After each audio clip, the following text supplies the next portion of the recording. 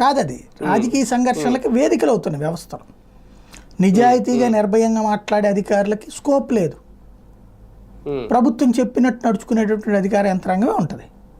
వాళ్ళు ఆ రోజు జగన్ చెప్పినట్టు నడిచారు, ఇవాళ ఈయన చెప్పినట్టు నడిచారు. తేడా ఏంటంటే జగన్కి చివరిదాకా నమ్మలాళ్ళు.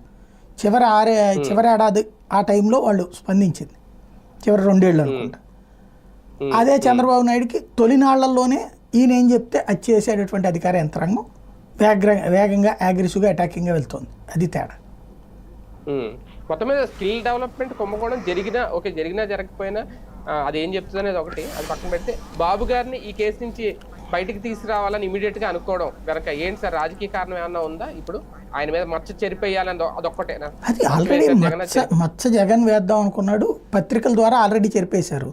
ఇక చట్టపరంగా చెరిపేయడం ఒక్కటే మిగిలింది.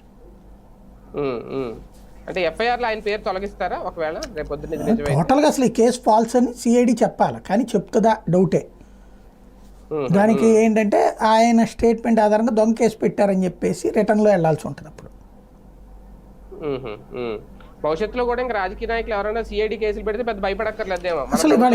ఇవాళ మీరు సిబిఐ ఈడీ చెప్తేనే బయటకు వచ్చి ర్యాలీలు చేస్తున్న రోజులు. అత్యాచారం కేసులో దొరికినోడు కూడా లేదా మర్డర్ చేసినోడికి కూడా బయట దండలేసి తీసుకొస్తున్న రోజులు. సొసైటీ అట్టుంటే ఎవరు మాత్రం ఏం చేస్తారు?